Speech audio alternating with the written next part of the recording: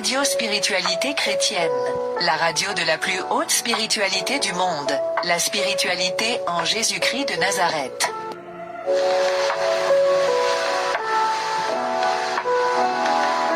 Radio Spiritualité Chrétienne, la radio de la plus haute spiritualité du monde, la spiritualité en Jésus-Christ de Nazareth.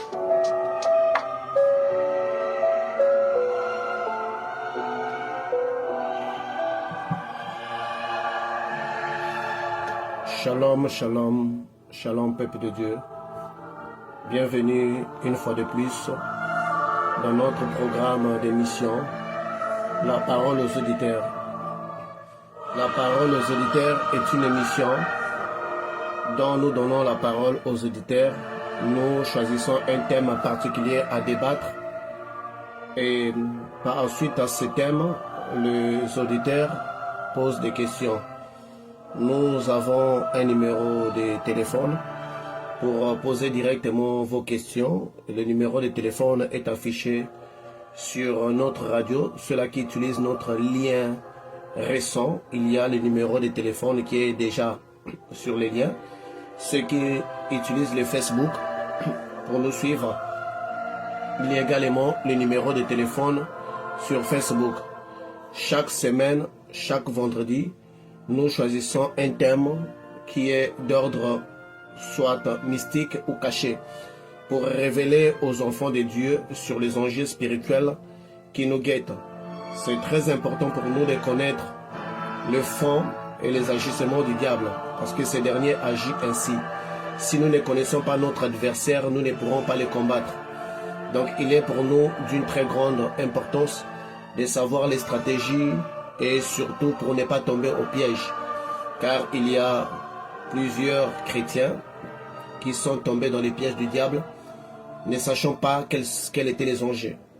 Donc aujourd'hui, nous avons pour thème le sexe et la sorcellerie. Le sexe et la sorcellerie est notre thème d'aujourd'hui. Nous allons essayer de montrer les enjeux spirituels qui se trouvent derrière le sexe et derrière la sorcellerie. Lorsque nous parlons du sexe et la sorcellerie, certaines personnes sont étonnées de voir que nous rassemblons ces deux thèmes à la fois. La sorcellerie est un acte, est un art très occulte. Et l'art de la sorcellerie volante, parce que quand on parle de la sorcellerie, il va falloir savoir que nous avons la sorcellerie volante et nous avons la sorcellerie incantatoire. La sorcellerie incantatoire, c'est cette sorcellerie qui est faite autour de formules magiques, où le magicien ou la sorcière ou le sorcier va faire des rituels, où la sorcière va lire des incantations, va lire des formules magiques pour atteindre son but. Mais en dehors de cela, nous avons également la sorcellerie volante. La sorcellerie volante est une forme brute de la sorcellerie qui est transmise à des ancêtres vers des générations futures à travers la nourriture. Donc dans cette sorcellerie, l'activation du corps spirituel que nous appellerons le corps astro-phospho-ésotérique ou carrément le corps astral est activée à partir d'une nourriture. Cette nourriture n'est rien d'autre que la chair humaine qu'on donne à la personne pour réveiller son corps astral, donc pour réveiller la partie, le corps prédateur de l'individu qui rentre dans la sorcellerie. Alors pourquoi est-ce qu'aujourd'hui nous avions réuni les deux thèmes ensemble? La sorcellerie ne s'en passe pas du sexe. Le sexe est une arme principale de la sorcellerie. La sorcellerie volante, le sexe est le centre des activités. La sorcellerie, le sexe est une arme. Donc une sorcière ou un sorcier, à travers son sexe, il peut bel et bien envoûter. Il peut bel et bien atteindre certains objectifs. Voyons par exemple le parti intime d'un sorcier.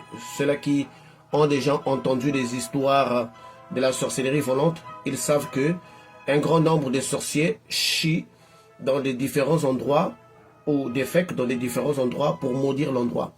Lorsque les sorciers veulent détruire votre commerce ou votre activité, ils viendront chier dans votre activité ou dans votre maison. Et rien que son caca, c'est déjà suffisant pour détruire les influences positives autour de cet endroit. Mais ici, nous voyons que ce caca vient de ses parties intimes, vient de son anus. Et à part ça, nous voyons aussi dans la sorcellerie volante, il y a toutes ces formes de choses pour envoûter, péter et uriner dans des endroits différents pour détruire les influences positives ou pour détruire les influences positives ou pour empêcher certaines personnes de prospérer. Mais est-ce que ce genre de travaux mystiques se limitent que à déféquer dans les endroits publics ou empêcher les gens à évoluer? Non, puisque toutes ces choses-là proviennent du sexe.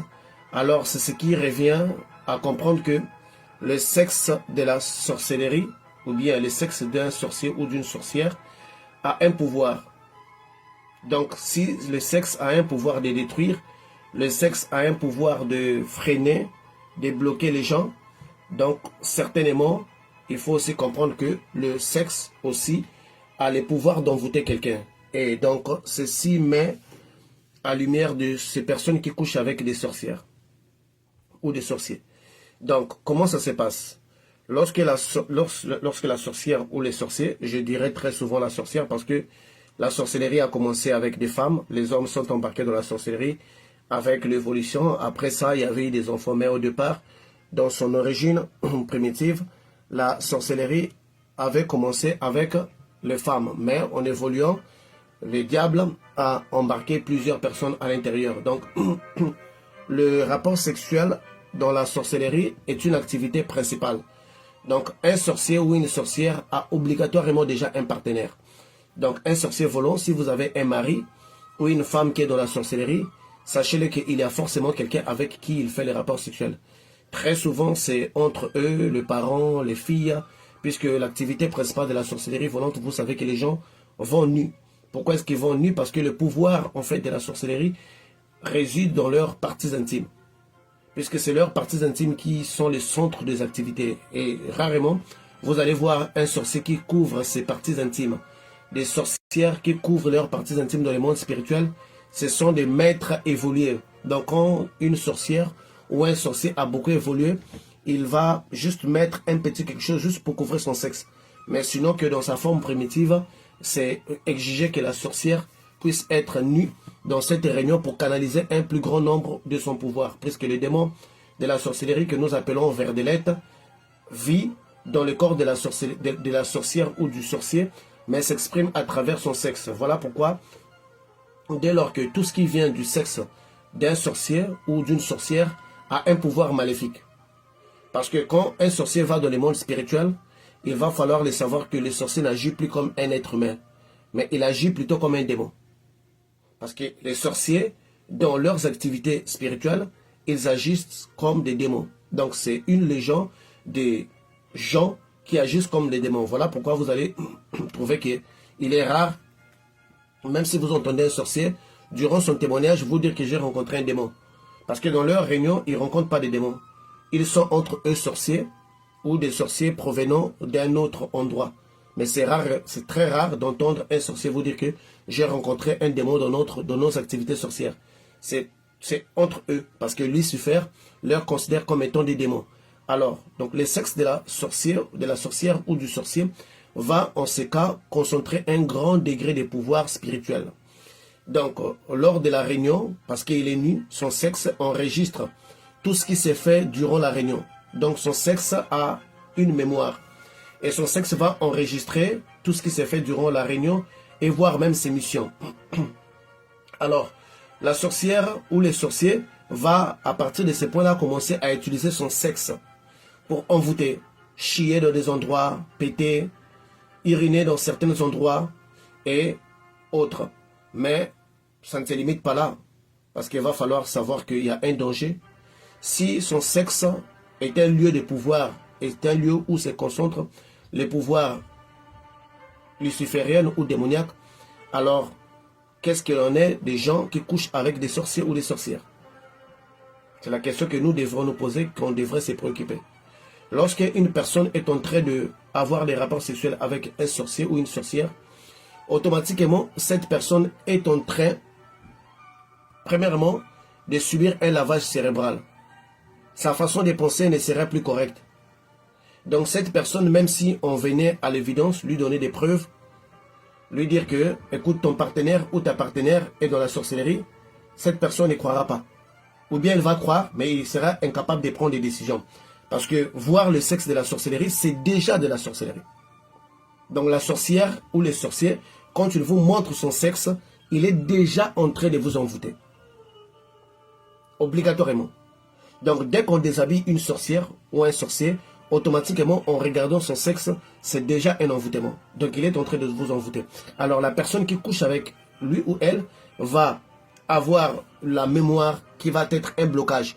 Donc on peut lui emmener des éléments, les différents éléments qui prouvent que ton partenaire ou ta partenaire est dans la sorcellerie. Cette personne ne prendra pas de décision. Il ne va pas prendre de décision. Il va être comme lent, comme endormi. Je suis passé par ces processus-là. Je sais de quoi je vous parle. Puisque moi-même, j'avais une fiancée ou deux qui étaient dans la sorcellerie. Même lorsque l'Éternel me révélait qu'elles étaient plutôt impliquées dans la sorcellerie, j'étais dans l'incapacité de prendre des décisions. Parce que justement, leur sexe, quand vous voyez leur sexe, il y a un envoûtement qui se passe. Donc, vous serez lent à prendre de véritables décisions. Et voir même la bêtise que d'ailleurs, beaucoup de chrétiens font. Ils vont dire que ben, je vais l'aider spirituellement, je vais l'emmener à la délivrance. Non, on ne peut pas délivrer un sorcier qui, lui ou elle-même, ne veut pas passer aux aveux, qui, lui ou elle-même, n'est pas encore prêt pour passer aux aveux. Donc, c'est une mission impossible, parce que lui-même, il n'est pas décidé d'abandonner. C'est notre amour ou notre attachement envers la personne qui nous fait penser que on va l'emmener à la délivrance. C'est un être humain qui sait si Dieu le fera grâce. Et tout ça, c'est aussi une manipulation de Lucifer pour que vous restiez à côté de cette personne. Donc, moi aussi, dans les époques passées, quand j'avais des fiancées sorcières, je savais. À un certain moment, Dieu m'avait ouvert les yeux. Je pouvais voir leurs activités. Je pouvais voir quand elles sortaient de leur corps et quand elles revenaient. Je savais. Mais j'étais incapable. Au lieu de prendre des décisions, moi, je demandais plutôt aux autres pasteurs de m'aider à les délivrer. Or, ce n'était pas ça ma mission envers elles. Donc, premièrement, comme je vous ai dit que le sexe d'une sorcière ou d'un sorcier, quand vous les voyez, ça vous envoûte d'abord. Deuxièmement, il y a la transmission de la sorcellerie à travers le sexe. Bien autant que cette sorcellerie puisse être à faible dose. À faible dose, ce n'est pas cette sorcellerie que nous allons dire que non, qui vous fait sacrifier aussi des personnes. Parce que nous avons la sorcellerie qui vous fait sacrifier un être humain. C'est cette sorcellerie-là qu'on vous a donnée à travers une chair humaine. On vous a donné une chair humaine pour manger. Vous avez mangé. Après avoir mangé, on vous demande de donner en retour. Donc, dès le départ, déjà, vous êtes dans un contrat qui vous pousse à sacrifier des êtres humains. Mais à part, si vous n'êtes pas entré dans la sorcellerie à travers une chair humaine que vous aurez mangé, on vous aurait embarqué dans une première réunion et on vous demanderait de rembourser. Si ce n'est pas ça, vous pouvez tomber dans une phase de la sorcellerie qui est à un faible taux. Et d'ailleurs, c'est ça même l'origine principale de la sorcellerie inconsciente. C'est ça même l'origine de la sorcellerie inconsciente. Parce que si vous avez un partenaire ou une partenaire qui est sorcière, automatiquement, petit à petit, vous commencez à tomber dans une phase de la sorcellerie inconsciente. Donc, votre cœur commence à se transformer, ça devient dur. Donc, même certaines réalités qui, en temps réel, devraient effrayer une personne normale, à vous, ça ne va pas vous effrayer. Vous allez les trouver comme étant normal. Vous allez dire que, écoutez, c'est normal. Moi aussi, c'était comme ça. Donc, je la voyais sortir du corps. Je la voyais revenir le matin. Mais j'ai trouvé ça, des fois, normal. Mais j'ai eu même des amis qui m'ont posé la question, qui m'ont dit, mais pourquoi tu ne la quittes pas? Et moi, je me justifiais. Je me disais, écoute, on est en train de prier pour elle, elle va s'en sortir de cela. Non, frère, sœur, ça c'est un envoûtement. Ce n'est même plus un raisonnement exact. Parce qu'une fois que vous aurez quitté cette relation-là, c'est en ce moment-là que vous allez réaliser, mais attends, je faisais quoi? Mais elle était sorcière, j'avais vu ça. Il était sorcier. Pourquoi je n'avais pas pu prendre la décision? Mais qu'est-ce qui s'est passé?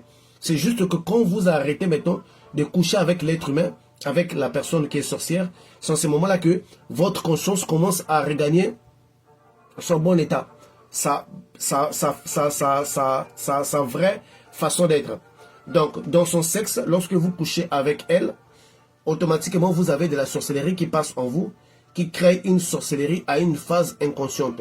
D'où les rêves, par exemple, vous aussi, vous avez commencé à manger la nuit, puisque vous avez déjà une taux de sorcellerie inconsciente.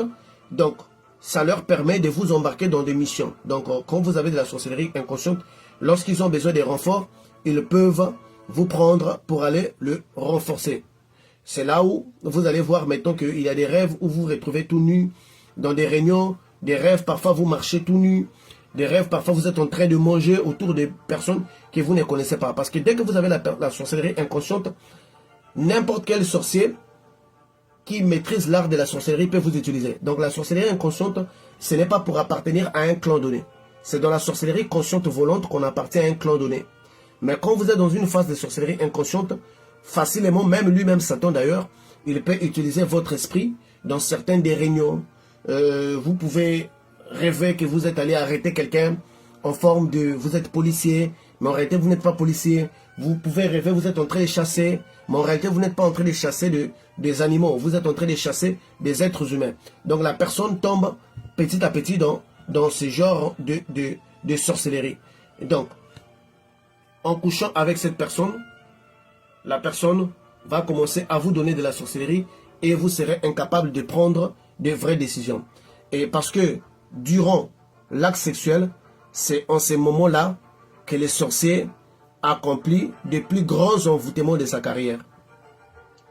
Si par exemple, une sorcière veut bloquer la vie d'un homme, ça peut être difficile pour elle ou bien pour lui d'arriver à le faire au niveau astral. Mais à travers le sexe, cela devient plus facile. Il n'a qu'à commencer à parler durant l'acte sexuel.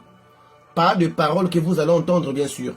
Ce sont des chuchotements. Par exemple, durant l'acte sexuel, pendant qu'il y a la pénétration, il ou elle va commencer à parler. Par exemple, je te bloque, je bloque tes finances, tu ne vas pas prospérer, tu vas aller de femme en femme, tu ne seras pas à mesure de faire ceci, tu ne seras pas à mesure de faire ceci, ton voyage va échouer, ton voyage va échouer. C'est durant l'acte sexuel. Donc, durant l'acte sexuel, 95% des attaques ou bien des envoûtements des sorciers réussissent.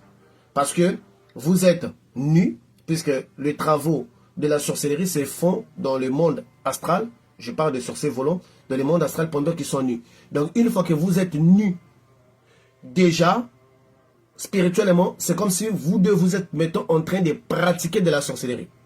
Donc, l'acte sexuel avec cette personne est une forme, vous êtes en train de pratiquer de la sorcellerie. Donc, elle va commencer à parler. Moi, lorsque je voulais faire mon premier visa pour les États-Unis, j'avais une femme, pas une femme, mais plutôt une petite amie qui était sorcière. Et moi, sachant que j'allais voyager, j'étais devenu un peu capricieux parce que bon, je savais de toutes les façons, je ne vais pas faire la vie avec elle. Et elle avait remarqué ça. Mais un de mes petits lui dira que non, Pat va voyager, hein, il va aller aux États-Unis. Et elle vient, pendant qu'on a fait les rapports sexuels, elle m'a dit que tu n'auras pas ton visa. Moi, à cette époque, j'étais dans les sciences occultes. Je me suis dit, écoute, bon, qu'est-ce qu'elle va dire? Moi, j'ai un maître spirituel qui est fort. Ça ne va pas marcher. Effectivement, moi, j'étais allé. Tout était correct, mais on m'a refusé le visa pour la première fois. Et c'est là où j'ai été un peu secoué parce que je pensais, étant dans les sciences occultes, que ce genre d'attaque ne pouvait pas marcher avec moi. Et j'étais secoué. Je n'avais pas eu le visa pour la première fois. Donc, vous voyez le danger. Il y a certains... Quand même les sorciers sont en train de te combattre, ils ne sont plus à mesure de pouvoir bloquer tes finances. Ils vont introduire dans ta vie une sorcière ou un sorcier pour faciliter. Et ça sera plus facile pour eux. Et ils vont seulement commencer à passer la commande à la sorcière ou au sorcier. Écoute, toi tu dois bloquer ceci, toi tu dois bloquer ceci. Et la personne va commencer à parler, à remuer sa langue pendant l'acte sexuel. Il va commencer à mettre toutes sortes de malédictions sur vous. Il peut mettre même la débauche. Il peut mettre même la drogue. Il peut vous faire sombrer même dans des vices dont vous n'aviez pas. Parce que pour eux, l'acte sexuel est considéré comme un travail de la sorcellerie. À travers le sexe de la sorcière ou du sorcier, vous savez que durant l'acte sexuel non protégé, à cause des frottements, à cause de pénétration, il y a aussi des frottements. Et à travers les frottements, il y a parfois des blessures. Lorsqu'il y a des blessures, ça ne transmet pas seulement le VIH. Mais également, en ce moment-là, on peut également parler de la sorcellerie sanguine. La sorcellerie sanguine, c'est cette forme de sorcellerie que les enfants parfois peuvent attraper lorsqu'ils sont en train de naître. Si une goutte de sang de sa mère entre dans sa bouche, et automatiquement, l'enfant va avoir un taux de sorcellerie. C'est pour cela que vous allez voir que si vous voyez un enfant, sa mère ou son père, l'un d'eux est sorcier, vous allez le voir avec des choses dures comme un sorcier aussi. Vous n'allez pas comprendre, même si la personne ne fait pas directement les activités, mais ça serait quelqu'un qui a un cœur dur, qui a beaucoup de haine, qui aura très mal, difficile à pardonner. Il aura beaucoup d'esprit de vengeance, cette personne. Parce que la personne avait avalé le sang de la sorcellerie. Surtout si sa mère est sorcière. Si sa mère est sorcière, durant les réunions de la sorcellerie, ce que la mère mange, l'enfant les mange. Parce qu'il faudrait savoir que la viande que les sorciers mangent dans le monde astral, ce n'est pas une viande spirituelle, c'est une viande physique. Voilà pourquoi ils peuvent le conserver dans les réfrigérateurs, à la maison, les donner à d'autres personnes pour leur donner de la sorcellerie. Ils peuvent même les vendre dans des marchés comme en Afrique. Vous arrivez dans certains marchés, vous allez voir la viande, vous l'achetez. On vous dit non, mais c'est pas pour vous. Et une autre personne va arriver, on va les vendre. Parfois, toi, on peut t'augmenter les prix pour te décourager. Parce que c'est une viande travaillée. Donc, la viande de la sorcellerie, c'est une viande physique. Donc, lorsque l'enfant est dans les ventres aussi d'une mère qui a la sorcellerie, automatiquement, cet enfant mange de la chair humaine. Et cet enfant naît déjà avec un taux de sorcellerie. Ne vous en faites pas. Les sorciers dans la sorcellerie consciente n'initient pas n'importe quelle personne. Ils initient seulement la personne qui a une portion de la sorcellerie déjà en elle. Voilà pourquoi vous pourrez voir qu'il y a 20 enfants, mais on va seulement initier 4 enfants. Parce qu'on dira qu'il y a seulement 4 enfants qui sont capables de devenir sorciers. Les autres, non. Parce que en ces personnes-là, il se trouve une portion de la sorcellerie qui provient de leur père ou de leur mère à travers l'acte sexuel, à travers l'allaitement également, parce que l'allaitement, c'est aussi un grand moyen de transmettre la sorcellerie à l'enfant. Donc, moi, je vois des gens prendre des nourrices, des femmes qui vont allaiter leurs enfants. Madame, sœur, frère, sœur plutôt, si vous n'êtes pas à mesure d'allaiter votre enfant, donnez-le des biberons, le lait. Ne donnez pas à une autre personne de l'allaiter, parce que la personne qui l'allaite, si cette personne est dans la sorcellerie, automatiquement, votre enfant va avaler de la sorcellerie. Et quand l'enfant, mettons, a déjà la sémence de la sorcellerie en lui, cet enfant va commencer à mordre. Pendant qu'on l'allaite, il va mordre jusqu'à parfois le sang peut sortir. Lui peut commencer à sucer les sangs. Donc, à travers le sexe d'un sorcier ou d'une sorcière, nous pourrons être victimes des incantations très puissantes, des envoûtements puissants et des blocages puissants qui va vous rendre très lent à prendre des décisions, et cette personne-là sera comme une prophétesse de votre vie. Elle va dire des choses qui vont arriver. Moi, quand j'avais ma fiancée sorcière, c'est elle qui me disait que tu aurais un accident. Je me réveillais, elle me disait que tu ferais un accident. Dans un premier temps, je l'ai pris pour une prophétesse. Et je suis allé, j'ai fait l'accident. Après encore, elle me dit encore, pour la 4e fois, j'ai commencé à trouver ça un peu suspect. Parce qu'elle n'avait pas la vie de prière. Comment est-ce qu'elle, dans toute notre vie, elle pouvait rien voir? C'est juste que des accidents qu'elle pouvait voir. Et partout quand j'allais aller, parce que je ne travaillais plus, j'avais perdu l'emploi, quand j'allais chercher du travail, je lui disais que, ma chérie, demain j'irai chercher le travail. Et quand j'allais, on ne me prenait pas. Imaginez au Texas, aux États-Unis, il y a plusieurs travails. On ne cherche pas les travails. C'est les travails qui te cherchent parce que dans chaque endroit, on a écrit on emploi, on recrute, on recrute. Donc il y a beaucoup d'emplois au niveau des Texas. Donc tu ne peux pas être un mois en train de chercher un travail et ne pas les trouver. Mais moi, je ne pouvais pas trouver les travails. Et lorsque je fais un lien avec les accidents que j'avais, je me suis dit non mais attends, il se passe quelque chose là. J'allais partir pour appliquer pour un autre travail, mais cette fois-ci, je ne lui avais pas dit. Je garde ça un secret pour moi, je sors, je m'en vais, je trouve le travail, je reviens. Je lui ai dit, j'ai trouvé le travail, je vais commencer le lundi.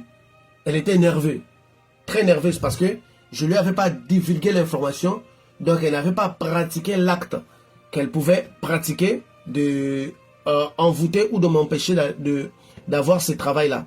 Donc vous voyez, et lorsque mon esprit aussi avait commencé à se réveiller, lorsque j'avais interrompu les rapports sexuels avec elle, quand j'avais découvert qu'elle était dans la sorcellerie et elle venait d'avouer son lien, et elle m'avait dit que non, c'est pas elle, quelqu'un est en train de prendre son visage. Après, Dieu a encore commencé à m'ouvrir. Dès qu'elle m'avait dit ça, j'ai commencé à arrêter les rapports sexuels avec elle. C'est ce moment-là que mon esprit commençait à retrouver son bon sens.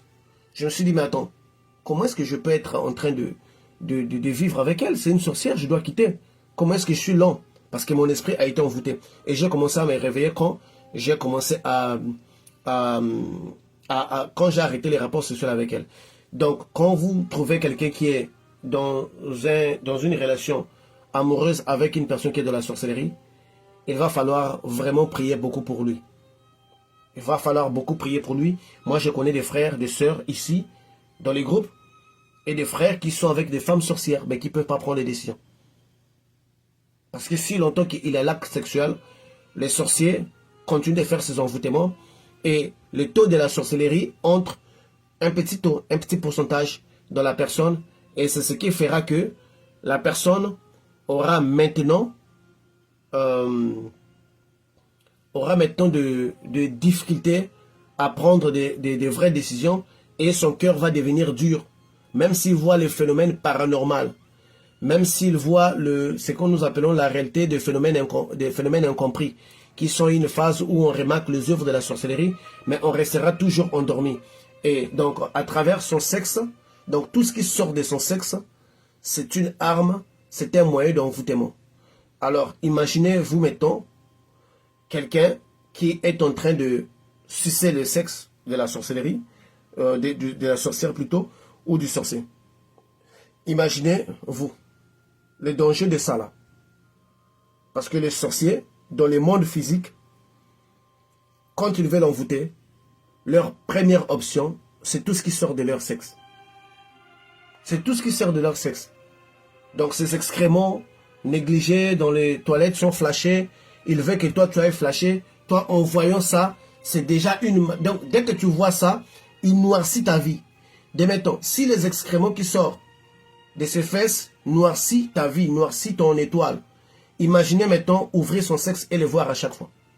Parce que quand vous voyez son sexe, une sorcière ou un sorcier qui a évolué, elle va commencer à dire des choses telles que tu vois par exemple mon sexe, ta vie est envoûtée. Tel que tu vois mon sexe, tu n'iras pas loin. Et c'est ce genre de personnes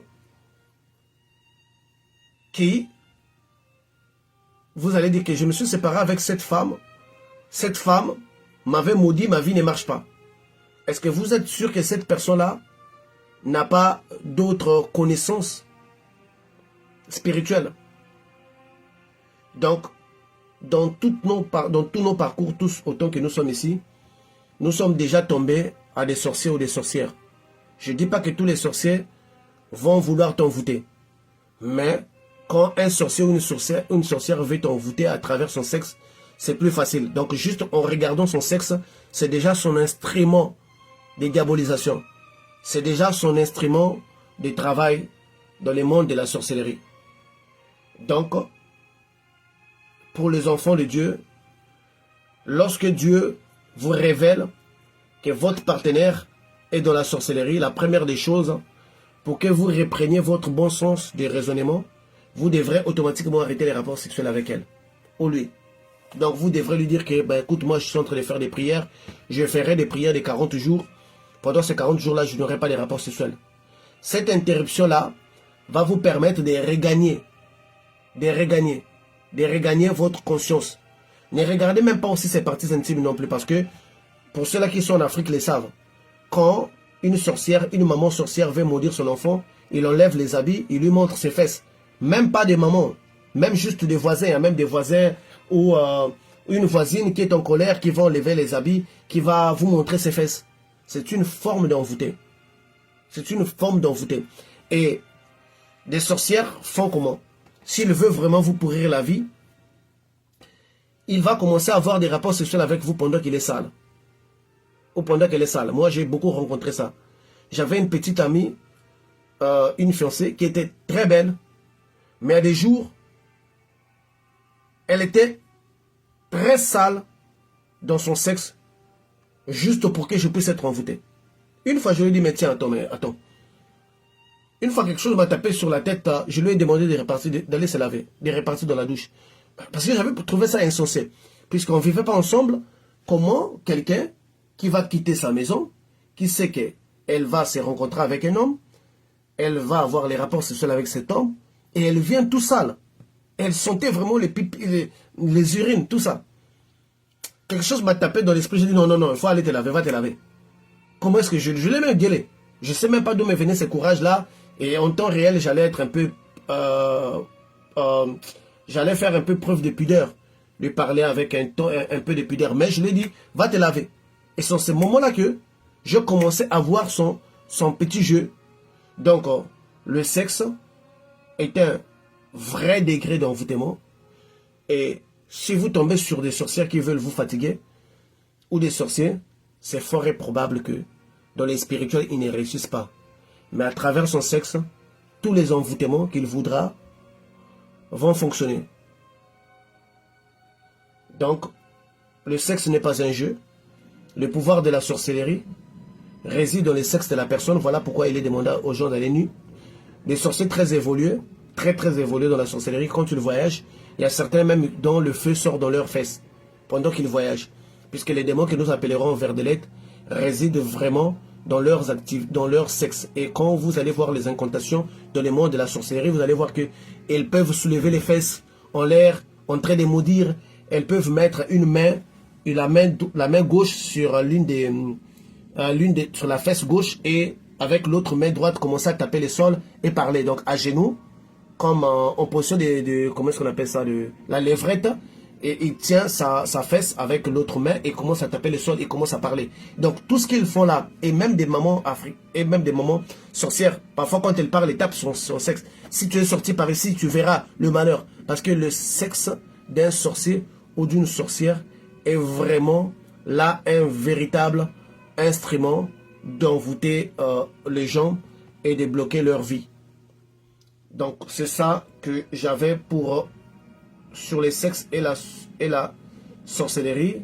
Nous allons partir sur des questions. Au fur et à mesure que nous aurons des questions, nous allons éclaircir. Donc, vous pourrez envoyer vos questions sur notre WhatsApp qui est écrit sur Facebook en direct.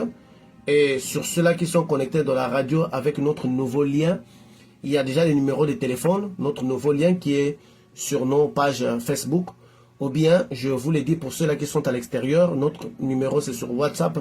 Donc c'est les plus 33 66 934 77 86. Pour ceux-là qui sont en dehors de la France, plus 33 66 934 77 86. Pour ceux-là qui sont en France, c'est 066 934 77 86. 066 934 77 86. Nous allons prendre notre première question. Donc, tout sorcier est forcément incestueux. Oui, obligatoirement. La sorcellerie volante ne peut pas se faire sans inceste, d'ailleurs. Obligatoirement. Là-bas, ils se couchent entre eux. Un père peut coucher avec sa fille. une fille peut coucher avec ses frères.